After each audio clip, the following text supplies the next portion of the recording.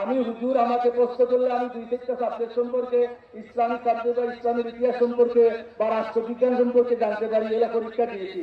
কিন্তু একজন বিসিএস ক্যাডারের যিনি অফিসার, তিনি একেবারে হাদিস শরীফ সম্পর্কে কিছু জানতে হবে, তফসিরও জানতে হবে, সাহিত্য জানতে হবে, জ্যোতির্বিদ্যাও জানতে হবে, বালু মাপও জানতে হবে, ইট মাপও জানতে হবে।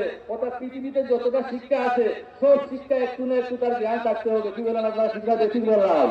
একজন মানুষ কামিয়াব হতে হলে যতটা এবাদত আল্লাহ ফরজ করে দিয়েছেন, ওয়াজিব করে দিয়েছেন, সকল এবাদত কিন্তু আপনাকে করতে হবে। আপনি কি করেন? নামাজ খুব ভালো করেন, তাহাজ্জুদ পড়েন, মসজিদে মসজিদে তাবলীগ করেন, কিন্তু আপনি যাকাত দেন না।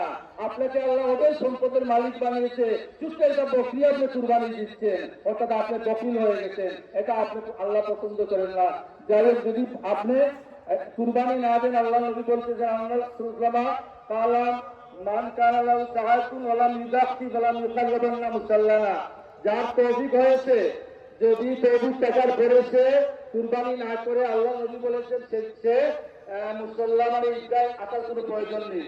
আমার যে উম্মতের তৌফিক হলো কুরবানি দেওয়া, অথচ কুরবানি দিল না, সে ঈদগাহে আসার প্রয়োজন নেই। কত বড় দলকি আল্লাহ নবী দিয়েছেন।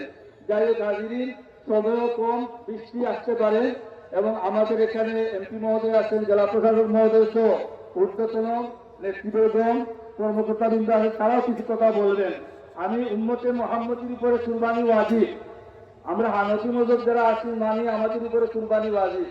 কোনো মযহবের মধ্যে সুন্নতে মুআক্কাদা, যে আমাদের মযহব অনুযায়ী কুরবানি ওয়াজিব। যাদের নেশাব পরিমাণ মাল আছেন, অর্থাৎ 10 জিলহজ, 11 এবং 12 জিলহজের মধ্যে যদি নেশাব পরিমাণ মালের মালিক হয়ে যান, তাহলে আপনাদের উপরে কুরবানি ওয়াজিব।